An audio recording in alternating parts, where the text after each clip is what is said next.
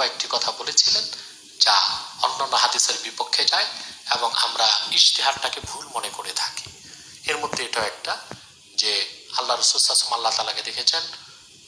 বিশেষ করে তো মায়েশা রাদিয়াল্লাহু তাআলা আনহা এমন হাদিসও বর্ণনা করেছেন যে আল্লাহ রাসূল সাল্লাল্লাহু আলাইহি ওয়াসাল্লাম সশরীরে মেরাজে যাননি। তার এই হাদিসটি মুরসাল, কারণ মেরাজের ঘটনা যখন ঘটেছে মায়েশার বয়স তখন 4 বছর। তিনি তো আল্লাহ রাসূল সাল্লাল্লাহু আলাইহি ওয়াসাল্লামের ঘরে আসেন নাই, তিনি বললেন কিভাবে এটা? এই জন্য এই ধরনের হাদিস মায়েশা থেকে বর্ণিত এই হাদিসটা মুরসাল। 27 জন সাহাবী বর্ণনা করেছেন রাসূল করিম সাল্লাল্লাহু আলাইহি ওয়াসাল্লাম সশরীরে মেরাজে গিয়েছেন এবং দেখার ব্যাপারে অসংখ্য সাহাবী বর্ণনা করেছেন যে আল্লাহ রাসূল মুহাম্মদ সাল্লাল্লাহু আলাইহি ওয়াসাল্লাম মেরাজের রাতে ফাওকাস সামাওয়াতি সাবএ আরশুল আজিমে যে মুহাম্মদ সাল্লাল্লাহু আলাইহি ওয়াসাল্লাম আল্লাহ তাআলাকে চক্ষুচোখে দেখেছেন। অথবা মায়েশা রাদিয়াল্লাহু তাআলা আনহা মেরাজের ঘটনা যখন ঘটে তখন তো মায়েশা ছোট, মাত্র 4 বছর বয়স, আল্লাহ রাসূল সাল্লাল্লাহু আলাইহি ওয়াসাল্লামের স্ত্রী হননি। তো তখন কার ঘটনা যদি তিনি বলেন তো এই ঘটনাটা বলতে হবে মায়েশা নিজের ইজতিহাদ থেকে বলেছেন এবং এটা আমাদের জন্য গ্রহণযোগ্য নয়। হাসিব ইব্রাহিম, আমি একজন বিশ্ববিদ্যালয়ের ছাত্র। আমার স্মৃতিশক্তি আগে থেকে কমে গিয়েছে এবং পড়ালেখার প্রতি মনোযোগ আগের মতো নেই। শাইখের কাছে জানতে চাই এখন আমি কি করতে পারি? হ্যাঁ, 3টি কাজ, 2টি আমল, 3টি আমল দিচ্ছি হাসিবকে। প্রথমে তাকে 5 ওয়াক্ত নামাজ পড়তে হবে। আমি আমার দাদা হুজুর রহমতুল্লাহকে জিজ্ঞেস করতাম যে স্মরণ শক্তি কিভাবে বাড়বে, তিনি আমাকে সবসময় বলতেন যে তুমি মিথ্যা কথা বলবে না আর 5 ওয়াক্ত নামাজ পড়বে। তা আমিও সেই আমলটি তাকে দিলাম, মিথ্যা পরিত্যাগ করতে, 5 ওয়াক্ত নামাজ পড়তে। পাশাপাশি আরেকটি আমল দিচ্ছি তাকে, মাসনুন আমল, যে এই রমজান মাসে তার জন্য উপযুক্ত সুযোগ 1 কেজি কিশমিশ কিনে তিনি ধৌত করবেন। তারপর ফজর নামাজের পর 11 বার দুরূদ সালাম পড়ে 70 বার সূরা ফাতিহা পড়বেন। অতঃপর আবার 11 বার দুরূদ সালাম পড়ে কিশমিশটা দম করে রেখে দিবেন।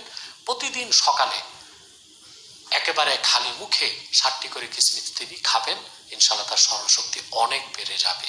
তো রমজানে তো কিশমিশ খেতে গেলে রোজা থাকবে না, আর রমজানে সেহরির সময় খাবেন। জাপান থেকে কামরুল হাসান, শাইখের কাছে আমার 2টি প্রশ্ন। প্রথম প্রশ্ন, সফরের সময় বিতরের নামাজ পড়তে পারবো কি? সফরের সময় সুন্নতে মুআক্কাদা মাফ। অনেক সাহাবী সফরে শুধু ফরজ পড়তেন, সুন্নত মুআক্কাদা পড়তেন না। এর মধ্যে ইবনে আব্বাস রাদিয়াল্লাহু তাআলা আনহু, হযরত জাবির ইবনে আব্দুল্লাহ, হযরত ইবনে ওমর, ওনারা সফরে কখনো সুন্নতে মুআক্কাদা পড়তেন না, কিন্তু ওয়েতের মাফ নেই, ওয়েতের পড়তেই হবে। এবং হানাফিদের মতে ওয়েতের যেহেতু ওয়াজিব, ওয়েতের ছুটে গেলে কাজা হিসেবে ওয়েতের পড়তে হবে।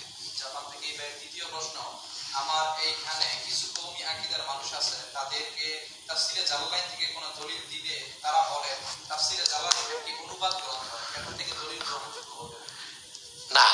আপনি যাদের কথা কওমি বলছেন আমার মনে হয় না তারা কওমি, কারণ বাংলাদেশে সকল কওমি মাদ্রাসায় একটি জামাতই আছে, তার নাম জামাতে জালালাইন। জালালাইন জামাতকে নামটাই বলা হয় জালালাইন জামাত, যেখানে ক্লাসের মূল কিতাবটাই তাফসীর জালালাইন। তাফসীর জালালাইন হ্যাঁ সংক্ষিপ্ত তাফসীর, তার মানে এটা নিছক অনুবাদ গ্রন্থ নয়। ওই মৌলবীদের জানা নাই তাফসীর জালালাইনের মর্যাদা ফাওকিয়াত কত উপরে। এটা একটা নির্ভরযোগ্য তাফসীর, অনুবাদ সাথে ব্যাখ্যা। শুধু ব্যাখ্যা নয়, বরং হাফেজ জালালউদ্দিন সুয়ুতী রহমতুল্লাহ, যার 2 লক্ষ হাদিস মুখস্থ ছিল, তিনি বলেছেন যে আমার 2 লক্ষ হাদিস মুখস্থ আছে, যদি আমি আরো সুযোগ পেতাম তাহলে আমি তাও মুখস্থ করতাম। তিনি সকল তাফসীর সামনে রেখে, হাদিসকে সামনে রেখে, নির্ভরযোগ্য মুফাসসিরদের অসংখ্য মত থেকে সবচেয়ে গ্রহণযোগ্য মতগুলোকে তাফসীর জালালাইনে এনেছেন। এই জন্য তিনি তর্জমা হিসেবে একটি তর্জমা উল্লেখ করেন নাই, তাফসীর হিসেবে কয়েকটি মত এনেছেন। তাফসীরের ক্ষেত্রে এটা সর্বশ্রেষ্ঠ তাফসীর। সবচেয়ে বড় কথা, ফান্নুল আফনান ফি উলুমিল কোরআন এবং ইমাম জুরকানির যে উলুমুল কোরআন, সব উলুমুল কোরআনে নির্ভরযোগ্য তাফসীরের মধ্যে 1 নম্বরে তাফসীর জালালাইনের নাম। অতএব এটাকে নিছক অনুবাদ গ্রন্থ বলে দলিল গ্রহণ করা যাবে না, এটা বলা মূর্খতা ছাড়া আর কিছু নয়। তাফসীর সম্পর্কে অজ্ঞতা যাদের, তারা এই কথা বলতে পারে। লন্ডন থেকে আহমদ ফাহমি, শাইখের কাছে জানতে চাচ্ছি কুরআনুল কারীমের সূরাগুলোর নামকরণ এবং সূরা লিপিবদ্ধকরণ কি আল্লাহ তাআলা করে দিয়েছিলেন? আল্লাহর পক্ষ থেকে নূর নবী মুহাম্মদ সাল্লাল্লাহু আলাইহি ওয়াসাল্লামের জামানায় হযরত জিবরিলের মাধ্যমে প্রতিটি সূরার নামকরণ আল্লাহ রাসূল সাল্লাল্লাহু আলাইহি ওয়াসাল্লাম করে দিয়েছিলেন। এবং লিপিবদ্ধ শুধু নয়, আল্লাহ রাসূল সাল্লাল্লাহু আলাইহি ওয়াসাল্লামের নূরের জামানাতেই পুরা কোরআন বিসমিল্লাহর বা থেকে মিনাল জিন্নাত ওয়ান নাসের সিন পর্যন্ত পরিপূর্ণ লিপিবদ্ধ ছিল। আর এই মাযহাবগুলো হযরত হাফসা রাদিয়াল্লাহু তাআলা আনহার কাছে ছিল। হযরত ওসমান কি করেছিলেন? তাকে কোরআনের সংকলক যারা বলে তারা একটা মূর্খতার পরিচয় দিচ্ছে। তিনি কোরআনের সংকলক নন। তিনি কোরআন নাজিল হয়েছিল যে 7 কেরাতে, অন্য কেরাতগুলোকে বাদ দিয়ে, যেটা মুতাওয়াতির কেরাত, রাসূল কারীম সাল্লাল্লাহু আলাইহি ওয়াসাল্লাম যে কেরাতে পড়তেন সবসময়, ওই কেরাতটা লিপিবদ্ধ করে আরবের 8টি বড় বড় জায়গায় পাঠিয়ে দিয়েছিলেন। আর তিনি ব্যাপকভাবে কোরআন কারীম প্রচারের ব্যবস্থা করেছিলেন। এই জন্য তাকে জামিউল কোরআন বলা হয়। লিপিবদ্ধ হয়েছে আল্লাহ রাসূল সাল্লাল্লাহু আলাইহি ওয়াসাল্লামের নূরের জমানায়। সূরা, নাম, রুকু, সাজদা সব আল্লাহ রাসূল সাল্লাল্লাহু আলাইহি ওয়াসাল্লাম করে দিয়েছেন। মোহাম্মদ আরাফাত শাইখের কাছে জানতে চাচ্ছি, অনেকে বলে থাকে ছেলে যদি বিয়ের আগ পর্যন্ত বার্জিন থাকতে পারে তাহলে যে মেয়ে তার কপালে আসবে সেও বার্জিন থাকে। এটা কি কোরআন হাদিস দ্বারা সাবিত? হ্যাঁ, কোরআন কারীমের একটি আয়াত আল্লাহ তাআলা বলেছেন যে নেককারের জন্য নেককার, তারপরে খবিসের জন্য খাবিসা, জানির জন্য জানিয়া, আর মুহসিনের জন্য মুহসেনা, অর্থাৎ যার চরিত্র সম্পূর্ণ বিশুদ্ধ থাকবে তার ভাগ্যে চরিত্রবতী নারী আল্লাহ তাআলা দিবেন। আর যে চরিত্রহীন তার ভাগ্যে চরিত্রহীন নারী পড়ার সম্ভাবনাই থাকবে। সোহাগ আহমদ শাইখের কাছে আমার দুটি প্রশ্ন। প্রথম প্রশ্ন, নূর অর্থ কি? নূর অর্থ আলো, জ্যোতি। আল্লাহ তাআলা কোরআন কারীমে অনেক কিছুকে নূর বলেছেন। আল্লাহ নিজেকে নূর বলেছেন, আল্লাহ নূরুস সামাওয়াতি ওয়াল আরদ। এটার ব্যাখ্যা ইবনে আব্বাস তাফসীর করেছেন, আল্লাহু খালিকু নূরিস সামাওয়াতি ওয়াল আরদ। আল্লাহ হলেন আকাশ জমিনের নূর, এই অর্থে যে আল্লাহ আকাশ জমিনের নূরের স্রষ্টা। কোরআনকে আল্লাহ নূর বলেছেন। কোরআন কারীমের মধ্যে আল্লাহ বলেছেন, আলিফ লাম রা কিতাবুন আনজালনাহু ইলাইকা লিতুখরিজান নাসা মিনাজ যুলুমাতি ইলান নূর। এখানে নূর অর্থ ইসলাম। তারপরে কোরআনকে আল্লাহ তাআলা নূর বলেছেন, ফাত্তাবিউন নূরাল্লাযী উনজিলা মাআহ। আমার নবী মুহাম্মদ সাল্লাল্লাহু আলাইহি ওয়াসাল্লামের সাথে যে নূর প্রেরণ করেছি তার অনুসরণ করো। এখানে নূর মানে কোরআন। আবার কদ জাআকুম মিনাল্লাহি নূরুন ওয়া কিতাবুম মুবিন, এখানে নূর বলতে আল্লাহ মুহাম্মদ সাল্লাল্লাহু আলাইহি ওয়াসাল্লামের কথা বলেছেন, আর কিতাবুম মুবিন মানে কোরআনের কথা বলেছেন। হেদায়েতকারী হিসেবেও আল্লাহ তার রাসূল সাল্লাল্লাহু আলাইহি ওয়াসাল্লামকে নূর বলেছেন, এবং আল্লাহ রাসূল মুহাম্মদ সাল্লাল্লাহু আলাইহি ওয়াসাল্লামের জিসিম মুবারক পুরাটাতেই নূর ছিল। এই জন্য নবী মুহাম্মদ সাল্লাল্লাহু আলাইহি ওয়াসাল্লামকে আমরা নূর বলি। আর তিনি হেদায়েতকারী হিসেবে তো নূর ছিলেন, এতে কারোই কোনো সন্দেহ নেই। দ্বিতীয় প্রশ্নটি করেছেন, একদল সহিহ হাদিসের লোকেরা বলে থাকে কোরআনুল কারীম বাংলা অর্থ সহিহ অর্থ। এই যে সহিহ হাদিসের লোকজন বলছেন, এরা ওই সেই লামাযহাবী। তারা একদল না, বলতে পারেন একজন ব্যক্তির অনুসারী। এক পীরের মুরিদ যদি 20 জায়গায় থাকে তো কথা তো 20 রকম হবে না, একরকম হবে। পীর তো একজন। তো সমস্ত লামাযহাবী সালাফি এখন যারা, তাদের প্যাট্রোনাইজ করছে ইহুদিরা। এই জন্য তারা বিভিন্ন অসংলগ্ন কথা বলছে। কোরআন কারীমের বাংলা অনুবাদ পড়া যাবে, কিন্তু বাংলা উচ্চারণে পড়া যাবে না, তাতে অর্থের বিকৃতি ঘটবে। আর অর্থের বিকৃতি অনেক সময় মানুষকে কুফর পর্যন্ত নিয়ে যাবে। এই জন্য যতদিন আরবিতে কোরআন পড়তে পারবে না ততদিন কোরআন শুনবে, এতেও তার সওয়াব হবে। আর অতি শীঘ্র তাকে কোরআন কারীম পড়া শিখতে হবে। ব্রাহ্মণবাড়িয়া থেকে নাজমুল হক শাইখের কাছে আমার একটি প্রশ্ন। মসজিদে আযানের সময় ঠিক আগে নবী মুহাম্মদ সাল্লাল্লাহু আলাইহি ওয়াসাল্লামের নামে সালাম দেওয়া হয়, এটা কি সঠিক? এটা যেখানে হয় সেখানে আমি বাধা দেই না। দুরূদ সালামের প্রতি একটা মহব্বত আছে মানুষের, কিন্তু সুন্নত তরিকা হচ্ছে যে আজানের পরে আল্লাহ রাসূল সাল্লাল্লাহু আলাইহি ওয়াসাল্লামের জন্য যে উসিলাত দোয়া করবে তখন দুরূদ সালাম পড়বে। আর ঠিক আজানের সাথে সাথে মাইকে পড়তে গেলে মানুষ তো ধারণা করতে পারে এটাও আজানের একটা অংশ। সৈয়দ সাহেব শাইখ, নামাজ পড়তে দাঁড়ালে আমার মন দুনিয়াবি কাজে মগ্ন হয়ে যায় এবং নামাজের মনোযোগ নষ্ট হয়ে যায়, তখন আমি কি করব? শাহেদ, আপনার মনে হয় অজুটা ঠিক হচ্ছে না। অজু যখন বিশুদ্ধভাবে হবে, অর্থাৎ প্রতিটা অঙ্গে পানি পৌঁছবে যথাযথ নিয়মে, তখন আপনার নামাজটায় অনেক খুশু থাকবে। আর নামাজে আপনি যখন দাঁড়াবেন তো প্রথম হচ্ছে খুশু, আর একটা হচ্ছে খুজু। খুজু হচ্ছে আপনার দেহের প্রতিটা অঙ্গ প্রত্যঙ্গ কেবলামুখী করে দেওয়া, আর খুশু হচ্ছে যে অর্থাৎ দেহের কেবলা হবে কাবা আর মনের কেবলা হবেন স্বয়ং আল্লাহ রাব্বুল আলামিন। এই খুজুর সাথে যদি নামাজ তিনি পড়ার চেষ্টা করেন, অবশ্যই আল্লাহ তাআলা তাকে তৌফিক দিবেন। আর সাথে তিনি দুটো দোয়া পড়বেন, একটি হচ্ছে আল্লাহুম্মা আইন্নি আলা তাআতিক, প্রতিদিন 40 বার এই দোয়াটি পড়বেন, আল্লাহুম্মা আইন্নি আলা তাআতিক। এতে নামাজে তার যথেষ্ট মনোযোগ আল্লাহ সৃষ্টি করে দিবেন। সিলেট থেকে সাইদুল ইসলাম, আমার একটি প্রশ্ন, যখন আমি নামাজ পড়বো তখন আমি প্রথম হাত বাঁধার সময় যখন তাকবীরে তাহরিমা বলবো অর্থাৎ আল্লাহু আকবার যখন বলবো তখন হাত কি কিবলামুখী দিকে থাকবে না? সেটাই সুন্নাত, হাতটা কিবলামুখী থাকবে। পরবর্তী প্রশ্নটি করেছেন ভারত থেকে মোহাম্মদ আহমদ আলী মন্ডল। শেখের কাছে জানতে চাচ্ছি, নবী হযরত মুহাম্মদ সাল্লাল্লাহু আলাইহি সাল্লাম নাকি ইমাম আযম আবু হানিফা রাহমাতুল্লাহ আলাইহি এর ব্যাপারে ভবিষ্যৎবাণী করে গিয়েছিলেন, এই কথাটা কি সত্যি? একেবারেই সত্যি, এবং ইমাম সুয়ুতী সহ অনেক মুহাদ্দিস হাদিস বর্ণনা করেছেন এই ব্যাপারে। আল্লাহ রাসূল সাল্লাল্লাহু আলাইহি ওয়াসাল্লাম বলেছেন যে পারস্য থেকে আমার উম্মতের একজন ব্যক্তি হবে, লানালাহু, যদি এলেম সুরাইয়া তারকাতেও থাকে, লানালাহু রাজুলুম মিন আহলিল ফারিস, পারস্য প্রদেশবাসী আমার এক উম্মত সেখান থেকে এলেমটাকে কেড়ে নেবে। আর সকলেই বলেন, সকল মুহাদ্দিসের মতে তিনি আর কেউ নন, ইমাম আযম আবু হানিফা রাহমাতুল্লাহ। ব্যাপারে আল্লাহ রাসূল সাল্লাল্লাহু আলাইহি ওয়াসাল্লাম কথা বলেছেন। কুমিল্লা থেকে জালালউদ্দিন রুমি, একামত দেওয়ার পর যদি 2 অথবা 3 মিনিট পরে ইমাম সাহেব নিয়ত বাঁধে তাহলে কি এই একামত সহিহ হবে? হ্যাঁ, একামত সহিহ হবে, আর দ্বিতীয় একামত লাগবে না। এই ব্যাপারে সহিহ বুখারী সৌদি আরবের ছাপ 120 পৃষ্ঠা একটা হাদিস এসেছে, যে সাহাবী বর্ণনা করেছেন যে ইদা উকিমাতিস সালাতু ফাউদ্দিলাতিস সুফুফু কিয়ামা, রাসূলুল্লাহ সাল্লাল্লাহু আলাইহি ওয়াসাল্লামের জমানায় একদিন একামত হয়ে গেল, দাঁড়িয়ে কাতা সোজা করা হলো, কিন্তু আমরা দেখলাম আল্লাহ রাসূল সাল্লাল্লাহু আলাইহি ওয়াসাল্লাম কোন এক ব্যক্তির সাথে কথা বলছিলেন এবং একটু দেরিতে এসেছেন। তারপর রাসূলুল্লাহ সাল্লাল্লাহু আলাইহি ওয়াসাল্লাম নামাজি ইমামতি করেছেন আর একামত দেওয়ার কথা বলেননি। এর থেকে সাব্যস্ত হয় যে একামত হয়ে যাওয়ার পর একটু দেরি হলেও নামাজ শুরু করা যাবে, দ্বিতীয় একামত লাগবে না।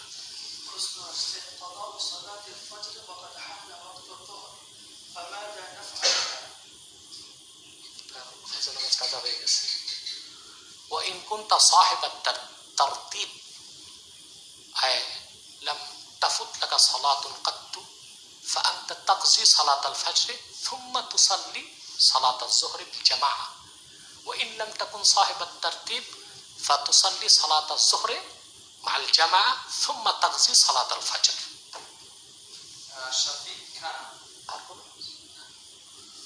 শফিক খান, তারাবির সময় 4 রাকাত পর মুনাজাত করা যাবে কি? 4 রাকাতের পর মুনাজাত কোন 4 রাকাত? তারাবি। 4 রাকাতের পর স্বতন্ত্র মুনাজাত দরকার নেই, 20 রাকাতের পর মুনাজাত করবি। 4 রাকাতের পর একটু ইস্তেরাহা, বিশ্রামের সময় যে দোয়াটি আমরা পড়ি সুবহানাল মুলকাল মালাকুত, এই দোয়াটি পড়বে। এটা ইমাম শাফি তার মুসনাদে রওয়ায়াত করেছেন এবং গোটা উপমহাদেশে এই আমলটির ছড়িয়েছেন মাওলানা কারামাতুল জঙ্গির রহমতুল্লাহ, ওনার মিফতাহুল জান্নাতে উনি এই দোয়াটির কথা উল্লেখ করেছেন।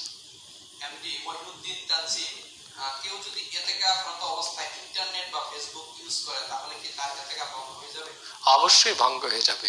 ইন্টারনেট ফেসবুক মসজিদে নিয়ে দেখাই তো হারাম, ঠিক হবে না।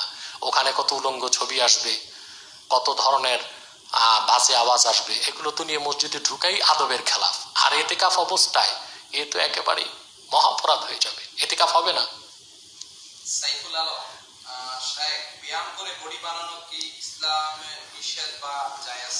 না, কোনো নিষেধ নেই। আপনি ব্যায়াম করে বডি বানাবেন, এটা আরো ভালো। প্রয়োজনে জিহাদের ময়দানে আগে যেতে পারবেন, আর সুস্বাস্থ্যের জন্য আপনি ব্যায়াম করতে পারেন।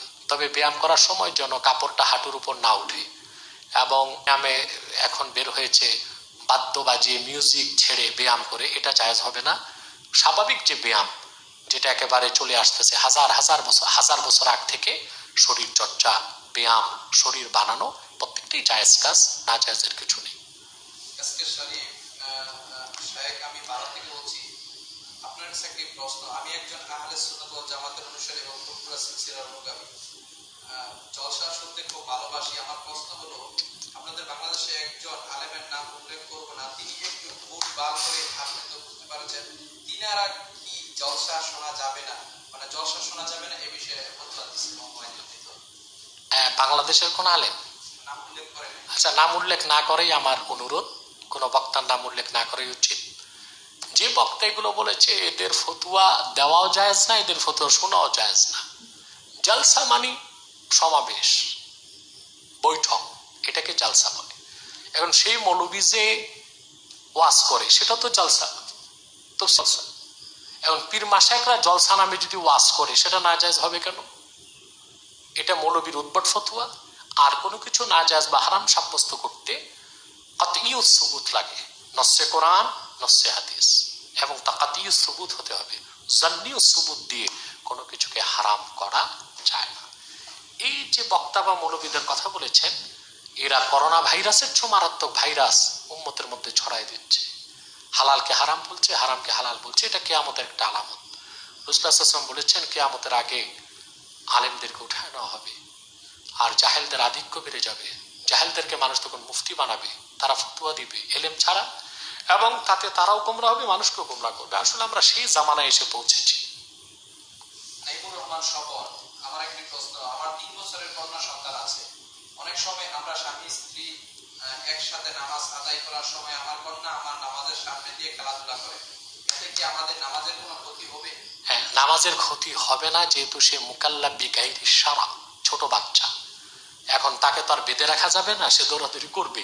তবে আপনাদের উচিত হবে সামনে একটা সূত্রা রেখে দেওয়া, 1 বিঘত পরিমাণ উঁচু কোনো কাঠ বা কোনো ব্যাগ রেখে দিবেন, তাহলে তার দৌড়াদৌড়িতে আপনাদের নামাজে কোনো সমস্যা হবে না। পাশাপাশি আরেকটি প্রশ্ন করেছেন, বেতের নামাজ কি বসে বসে আদায় করা যাবে? যদি অসুস্থ হন তাহলে ফরজ নামাজ যেভাবে বসে পড়া যায় বেতেরও বসে পড়া যাবে। তবে বেতের নামাজ যেহেতু ওয়াজিব, সেজন্য এটা সুস্থ থাকলে দাঁড়িয়ে পড়া উচিত। অন্য যে সুন্নত গুলো এগুলো বসে পড়লে হয়ে যাবে, তবে সওয়াব অর্ধেক হবে। আহনাফ সাদিক স্যার, আমার একটি প্রশ্ন। ইমামের পিছনে সূরা ফাতিহা না পড়লে কি নামাজ হবে না? ইমামের পিছনে সূরা ফাতিহা পড়াই যাবে না। রাসূল করিম সাল্লাল্লাহু আলাইহি ওয়াসাল্লামের সহিহ হাদিস থেকে তা সাব্যস্ত আছে।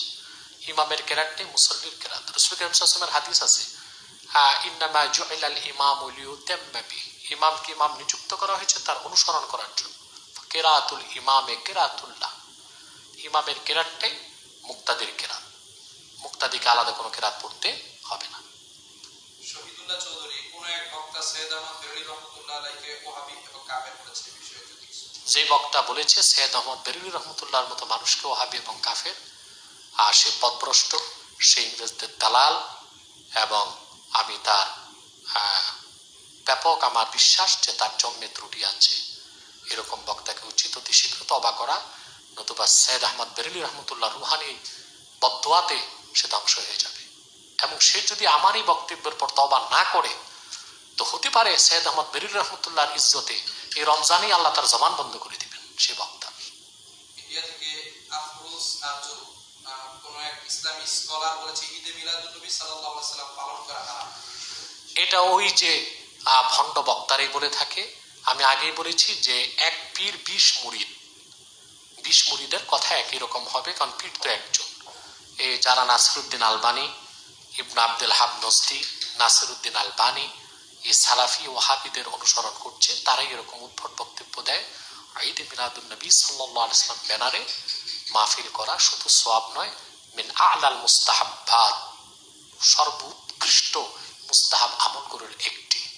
এতে অনেক দলিল প্রমাণ আছে। আমার বিভিন্ন ক্লিপস আব্বাসি টিভিতে দেখে নেবেন। ইমাম জালালউদ্দিন সুয়ুতি রহমতুল্লাহ আল হাবিলের ফাতাওয়ায় হুসনুল মাকসাদ ফি আমালিল মাউলিদে মিলাদুন নবী, ঈদে মিলাদুন নবীর পক্ষে অনেক দলিল দিয়েছেন। ইবনে কাসির মিলাদুন নবী সাল্লাল্লাহু কিতাবে মিলাদুন নবী ও ঈদে মিলাদুন নবীর ব্যাপারে অনেক দলিল দিয়েছেন, এবং মোল্লা আলী কারি রহমতুল্লাহ তা স্বতন্ত্র কিতাব লিখেছেন মিলাদুন নবী সাল্লাল্লাহু আলাইহি ওয়াসাল্লামের উপর।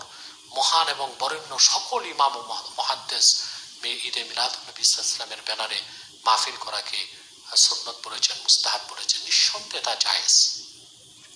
আরেক ভাই জানতে চেয়েছেন, আদিল মাহমুদ আহাদ এই নামটি কি রাখা যাবে?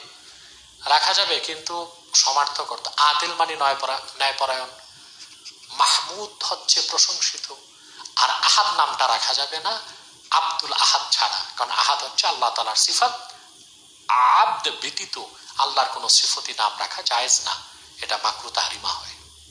তাজুল খান তাজ, শায়েখ 3-4 বছর পূর্বে হেলায় খেলায় না বুঝে অনেক রোজা ভেঙেছি, এখন কি আমার তওবা করলে তওবা কবুল হবে? নাকি কাফারা দিতে হবে? যদি বালেগ অবস্থায় তিনি রোজাগুলো ছেড়ে থাকেন তাহলে তার কাজা করে নেওয়া উচিত হবে, প্রতিটা রোজার কাজা করে নেবে।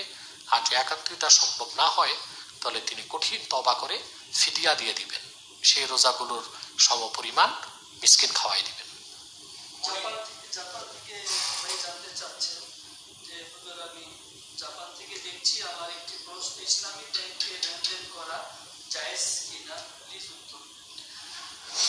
জাপান থেকে যে ভাই প্রশ্ন করেছেন যে ইসলামী ব্যাংকে লেনদেন করা জায়েজ কিনা, যদি সোনালী রূপালী অন্যান্য ব্যাংকে জায়েজ হয় তাহলে ইসলামী ব্যাংকও লেনদেন করা জায়েজ হবে। তবে এটা আমি বলছি না যে প্রচলিত ইসলামী ব্যাংকিং সুদ মুক্ত বা ইসলামী, নামটা ইসলামী হলেও এখনো সুদ মুক্ত হওয়া সম্ভব হয়নি, কারণ ইসলামী ব্যাংকিং এর জন্য ইসলামী রাষ্ট্র ব্যবস্থার কোনো বিকল্প নেই। যেহেতু আমাদের রাষ্ট্র ব্যবস্থা ইসলামী হয়নি, এটা আমাদের ব্যর্থতা, তাই বলি ইসলামী ব্যাংকিংও 100% সুদমুক্ত হয়নি। কিন্তু লেনদেনটা একটা ভিন্ন বিষয়। লেনদেন যেমন অন্য ব্যাংকে করা যায়, টাকা পাঠানো টাকা তোলা, সেটা ইসলামী ব্যাংকে করলেও চলবে, কোনো সমস্যা নেই, বরং আর একটু ভালোই হবে। কিন্তু সেই ইসলামী ব্যাংকের যে কার্যক্রম মুদারাবা নামে বিভিন্ন স্কিম যেগুলো চলতেছে, এগুলো সুদমুক্ত হওয়া সম্ভব হয়নি। তাজুল খান তাজ উনি একটু জানতে চেয়েছেন, শেখ 3-4 বছর পূর্বে দেয়ারি করে না বুঝে অনেক রোজা ভেঙেছে, এখন কি আমার তওবা করলে হবে নাকি কাফারা দিতে হবে? হতাশা থেকে বাঁচার দোয়া জানতে চাই। তাজুল ভাই যে প্রশ্ন করেছেন উত্তরটা আমি এইমাত্র দিয়েছি।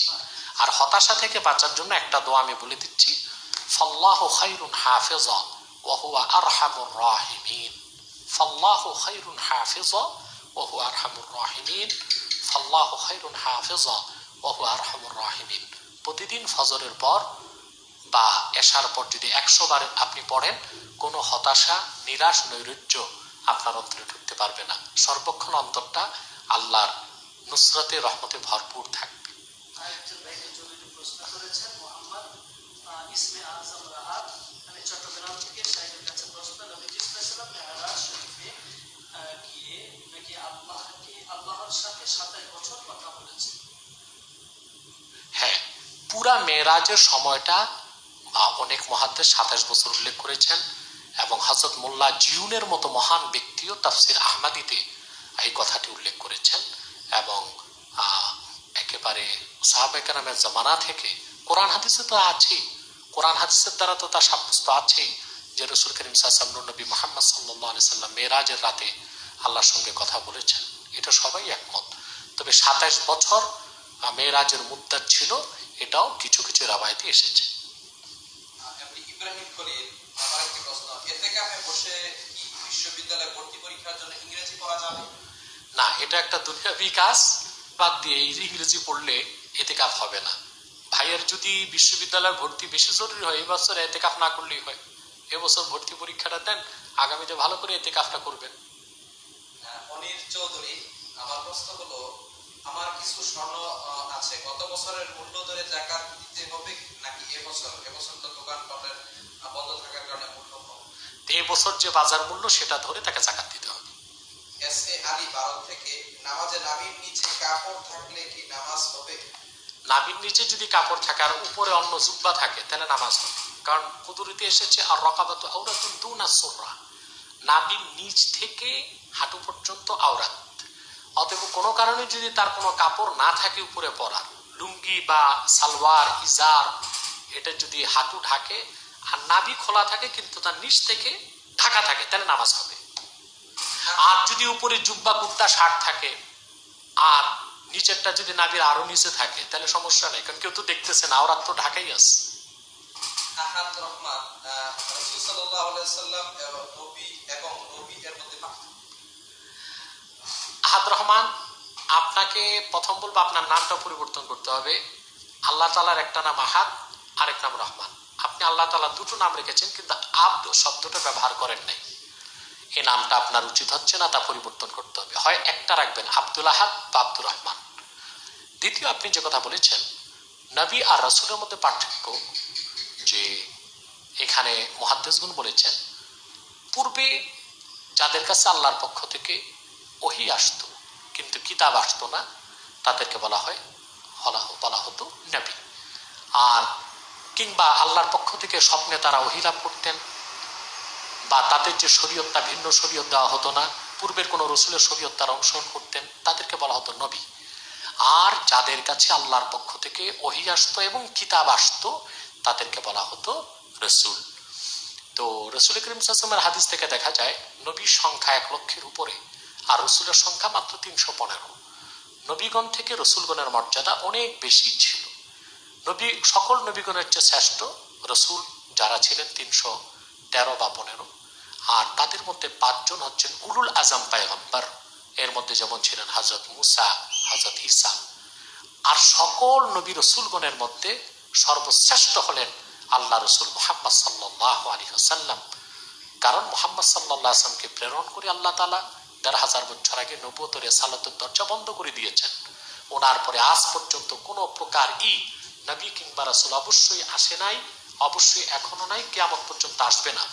দ্বিতীয়ত, অন্য নবীরা বা রাসূলরা ছিলেন শুধু নবী, শুধু রসুল, কিন্তু আমাদের আখিরি নবী মুহাম্মদ সাল্লাল্লাহু আলাইহি সাল্লাম তিনি ছিলেন নবিয়ুল আম্বিয়া, সকল নবী রসুল গণেরও নবী।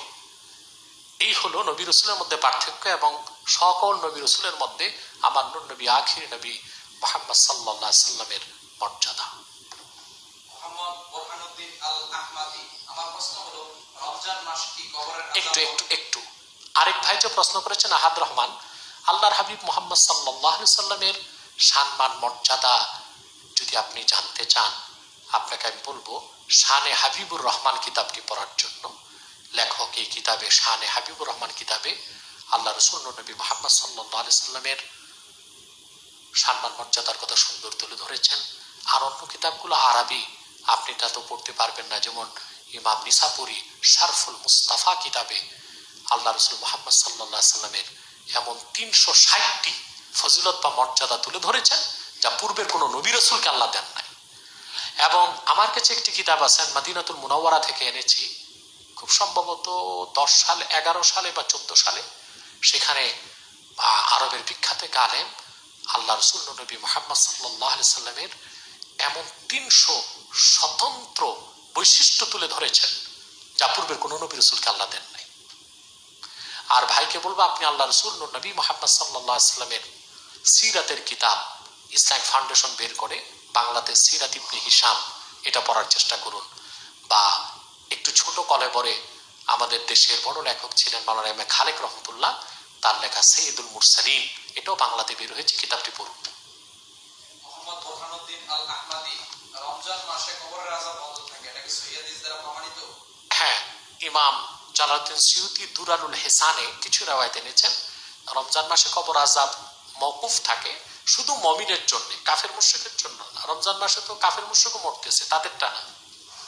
মোহাম্মদ আনোয়ার হোসেন, আমরা ওযুর দোয়া করি, সেটা কি কোরআন হাদিসে রয়েছে? এটাও সুন্নত থেকে সাব্যস্ত ওযুর দোয়া, তবে দোয়াটা না পড়লে অন্তত বিসমিল্লাহির রহমানির রহিম পড়বে, নতুবা ওযুর ফজিলত সে পাবে না। হুজুর আসসালামু আলাইকুম, আমার বাড়ি ভারতবর্ষে, আমি একজন হানাফি মাযহাবের। আপনার কাছে আমার একটা প্রশ্ন, ধরুন আমার মান্থলি স্যালারি 30,000 টাকা, তাহলে বছরে 3,60,000 টাকা, হ্যাঁ 3,60,000 টাকা, বছরে খরচ হয় প্রায় 2 লক্ষ টাকা। তাহলে আমাকে কোন টাকার উপরে যাকাত দিতে হবে? ওই 3,60,000 টাকার উপরে না না, 3,60,000? এ ভাইকে তার টোটাল স্যালারির উপর জাকাত দিতে হবে না, তার খরচের উপর যেটা উদ্বৃত্ত থাকে সেটা যদি নেশাব পরিমাণ হয় আর 1 বছর ঘুরে ওই টাকাটার উপর তাকে জাকাত দিতে হবে। পরবর্তী প্রশ্নটি আসাম করিমগঞ্জ থেকে মোহাম্মদ আজমির হোসেন কাদরি, শাইখের কাছে জানতে চাচ্ছি, জুমার সানি আজানের ব্যাপারে 2টি হাদিস পাওয়া যায়, মসজিদের ভিতরে এবং বাহিরে। অনেকে দেখা যায় বাহিরে দেয়, আবার অনেকে ভিতরে। এখন আমরা কোনটি না, বাহিরে দিবে না। জুমার সানি আজানের ব্যাপারে ওমদাতুল কারি শারহু সাহিহুল বুখারী 3য় খণ্ড মাবাদুদ্দিন আইনি ইজমায়ে সাহাবা সাব্যস্ত করেছেন হযরত ওসমান রাদিয়াল্লাহু তাআলা আনহুর জামানায় সানি আজানটা মসজিদের ভিতরে হতো, আর তখন প্রচুর সংখ্যক সাহাবী উপস্থিত ছিলেন, তারা কেউ হযরত ওসমানের কাছে কোনো বাধা দেননি। সেজন্য এটাই মুস্তাহাব যে সানি আজানটা মসজিদের ভিতরেই হবে।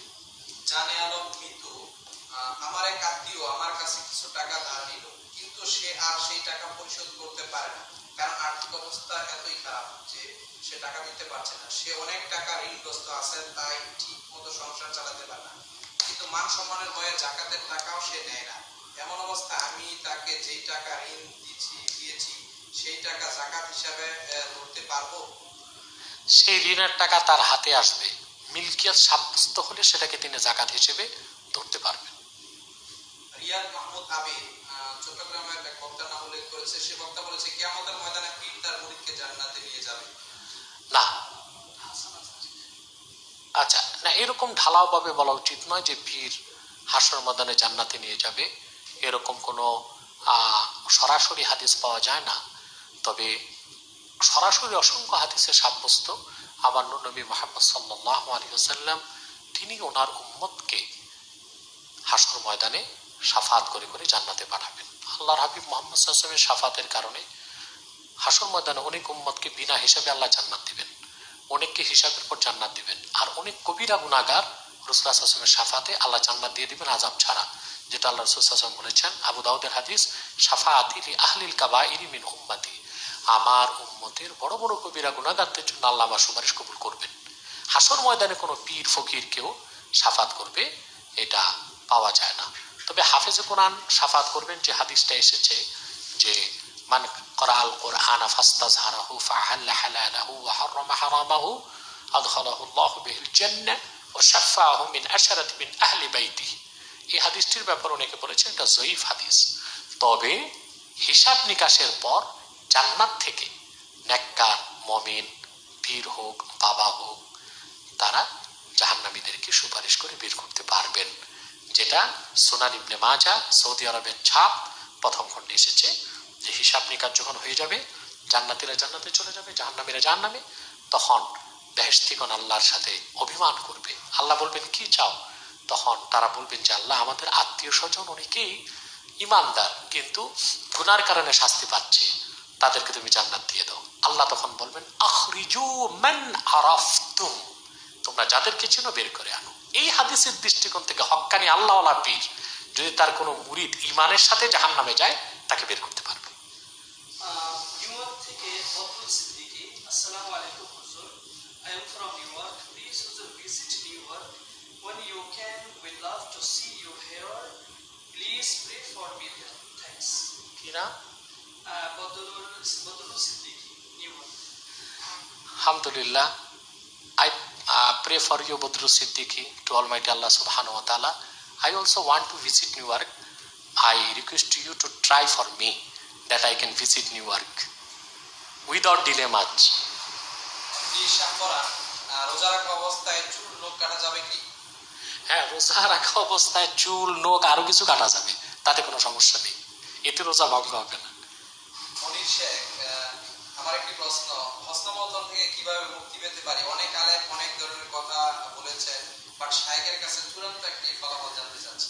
হস্তমৈথুন যেটা মাস্টার প্রেশার, এটাকে বলা হয় ইস্তিমতা বিল ইয়াদি, হাত দিয়ে বীর্যপাত ঘটানো, এটা সকল ফিকহের কিতাবে এসেছে, এটা গুনাহ হারাম, তবে সগীরা গুনাহ।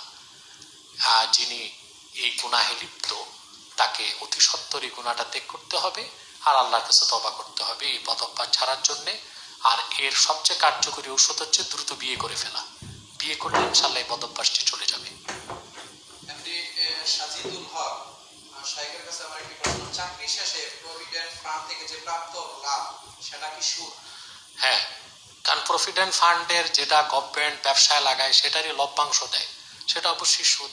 প্রভিডেন্ট ফান্ডের মূল টাকাটা তিনি হালাল হিসেবে গ্রহণ করবেন আর বাকিটা সুদ হিসেবেই তাকে পরিত্যাগ করতে হবে। পরিত্যাগ মানে ব্যাংকে রেখে দিলে তো অন্যরা খাবে, সুদের টাকাটা তুলে সওয়াবের আশা ছাড়া গরিব আত্মীয় স্বজন যারা এদেরকে দিয়ে দিবে। জর্ডান থেকে এমডি আশি, শাইখের কাছে জানতে চাচ্ছি, জান্নাতে মেয়েরা প্রথম স্বামীকে পাবে না দ্বিতীয় স্বামী? হ্যাঁ, ফতোয়া স্বামী ইবনে স্বামী রাহমাতুল্লাহ লিখেছেন যে যদি একাধিক বিয়ে কেউ করে তাহলে তার প্রথম স্ত্রীকেই জান্নাতে স্বামী পাবে। আর আরেকটা মত এসছে যে স্ত্রীর প্রতি তার আসক্তি বেশি থাকবে সেই স্ত্রীকে সেই স্ত্রী হিসেবে পাবে। মোহাম্মদ আব্বাদ ইসলাম সৌদি আরব থেকে শাইখের কাছে জানতে চাচ্ছি, আমার ওয়াইফ মেন্স হওয়ার পর প্রায় 1 মাসের মধ্যে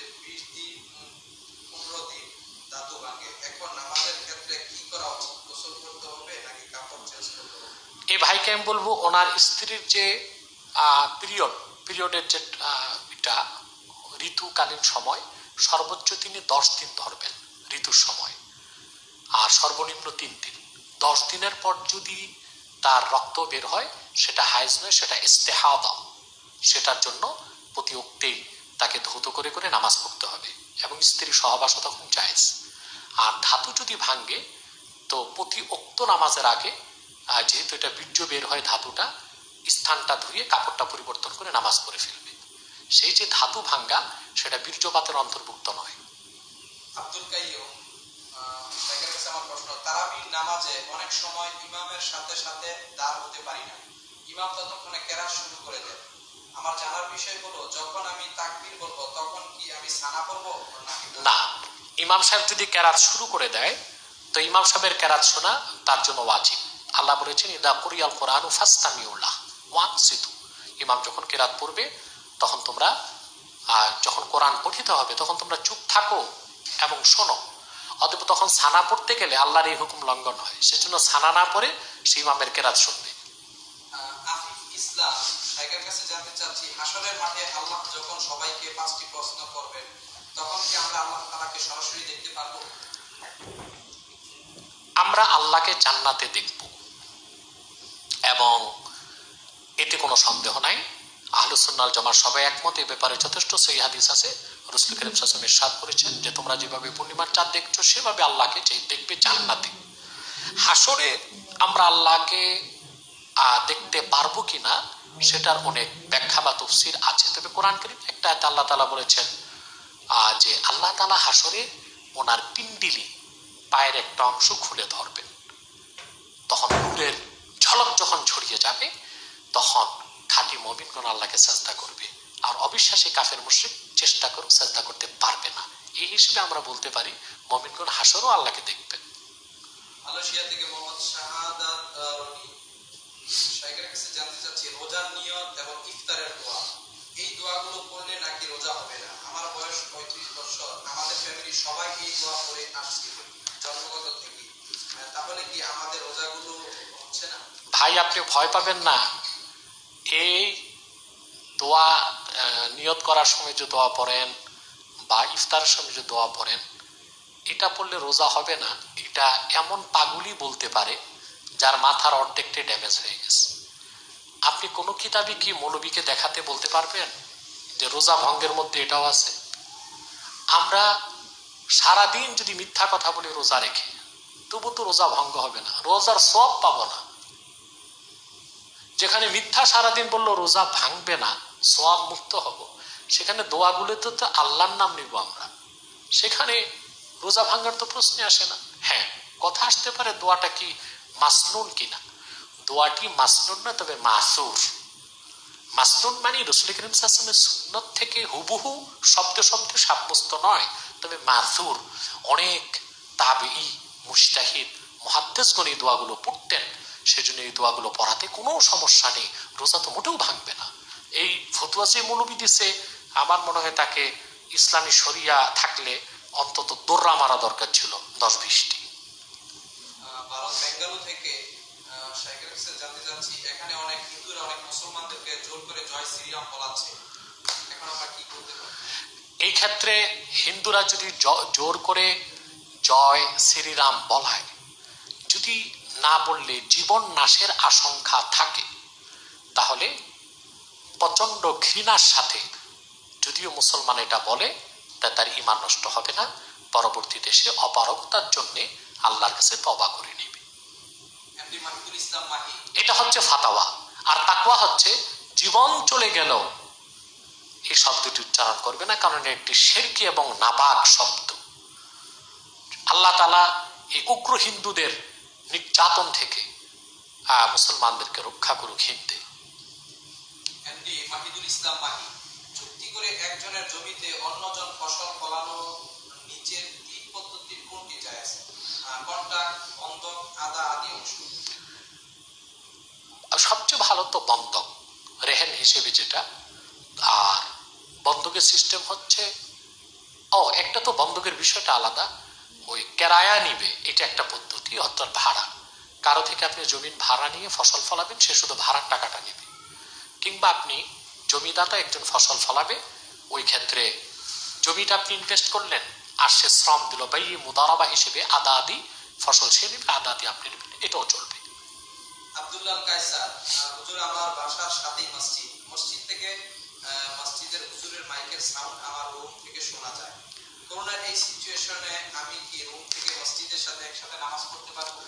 না, হয় আপনি রুমে একা একই নামাজ পড়বেন, নয় মসজিদে যে উপস্থিত হবেন। কারণ ইমাম থেকে ফাসেলা দূরত্ব বেশি হয়ে গেলে আপনি জামাত পাবেন বলে গণ্য হবে না। কাতার থেকে মুকুল হোসেন, আমি একটা ফ্ল্যাট বাসা তৈরি করেছি, 4 বছর সময় লেগেছে। সামান্য কিছু কাজ বাকি আছে এবং 3টা ইউনিট ভাড়া চলছে। 15,000 টাকা ভাড়া আসে প্রতি মাসে বর্তমানে। সেই টাকা পুরোটাই খরচ হয়ে যায়। আমার ফ্ল্যাট বাসার জাকাত দেওয়া লাগবে কি? ফ্ল্যাট বাসা যেটা একটা হচ্ছে থাকার বাসা, সেটা তার কোনো জাকাত আসবে না। কিন্তু বাণিজ্যিকভাবে তিনি যেটা ফ্ল্যাট করেছেন, সারা বছরের টোটাল যে তিনি ভাড়া তার আসে, সেটার উপর থেকে জাকাত দিতে হবে। সৌদি আরব থেকে মুমিন আহমদ, একই রুমে আমরা হিন্দু মুসলমান বসবাস করি, সুতরাং আমি কি এই রুমে নামাজ পড়তে পারবো? আপনি রুমে পবিত্র বিছানায় সামনে যদি কোনো মূর্তি টুর্তির ছবি না থাকে, সে রুমে আপনি নামাজ পড়তে পারবেন, এতে সমস্যা নাই। হিন্দুরা পাশে থাকবে, বরং আমি মনে করি আপনার নামাজ দেখে ইসলামের দিকে তারা উদ্বুদ্ধ হবে। কারণ হযরত শোয়েব আলাইহিস সালাম যখন নামাজ পড়তেন, মুশরিকরা তার দিকে তাকিয়ে থাকতো, তিনি তার নামাজ দেখতেন। এবং এটা কোরআন কারীম সূরা হুদে আল্লাহ বয়ান করেছেন। এবং তার নামাজ দেখে মুশরিকরা বলতো যে নামাজই কি তোমাকে তাইলে শিরকের মতো গর্হিত অপরাধ থেকে বাঁচায়? অতএব সেই দৃষ্টিকোণ থেকে আমি বলবো, রুমে যদি হিন্দুরা থাকে তারা মুশরিক, আর মুশরিকদের ব্যাপারে বলা হয়েছে ইন্নামাল মুশরিকুনা নাজাস, মুশরিকরা নাপাক, এটা সকল অর্থে। তো তিনি তার পরিবেশে তার অংশে পবিত্র বিছানায় নামাজ পড়তে পারবেন, তাতে সমস্যা নেই। নোবেল আহমদ, বিসমিল্লাহির রহমানির রহিম এর সংক্ষিপ্ত রূপ 786 লেখা হয়ে থাকে, এটা কোথা থেকে এসেছে? এটা একটা আবজাদ সংখ্যা বা পুরা বাক্যটার মান ধরা হয় 7, 8, 6, 786 বলি। সুনান তিরমিজির একটি জয়ীফ হাদিস থেকে এরকম কিছু ইঙ্গিত পাওয়া যায়। হাবিবুর রহমান, এক বক্তা বলেছে বিশ্বনবীকে আল্লাহ জানিয়ে দিয়েছেন কদরের রাত কোন দিন, কিন্তু বিশ্বনবী 2 জন মানুষ মারামারি লেগেছে, নবীজি নাকি মারামারি দেখে ভুলে গেছেন, একথা নাকি সঠিক? তো বুখারী শরীফের মধ্যে আছে, সহিহ বুখারীতে এরকম হাদিস আছে যে রাসূল করিম সাল্লাল্লাহু আলাইহি সাল্লাম সাহাবা একরামকে বলবেন যে কবে লাইলাতুল কদর, কিন্তু 2 জন সাহাবী তর্কাতর্কি করছিলেন, তখন রাসূল করিম সাল্লাল্লাহু আলাইহি সাল্লামকে সেটা ভুলিয়ে দেওয়া হয়েছে। পরবর্তীতে রাসূল করিম সাল্লাল্লাহু আলাইহি সাল্লাম বলেছেন যে ভুলিয়ে দেওয়ার মধ্যে খায়র ও বরকত আছে। কারণ লাইলাতুল কদর কোন দিন যদি আমি নির্ধারিত করে দিতাম, তাহলে মানুষ একদিনই তা খুঁজতো, ইবাদত করতো। আর নির্ধারিত না করে রাসূল করিম সাল্লাল্লাহু আলাইহি সাল্লাম বলেছেন যে রমজানের শেষ 10 দিন তোমরা লাইলাতুল কদরকে খোঁজো, এর দ্বারা আল্লাহর ইবাদত বেশি করতে পারবে উম্মত। ঘটনাটি সহিহ বুখারীতে এসেছে। আশরাফুল ইসলাম, দুবাই থেকে, শাইখের কাছে জানতে চাচ্ছি, আমাকে এক সালাফি বক্তা বলেছে নামাজের আগে যে নিয়ত করে থাকি সেটা বেদাত, একটু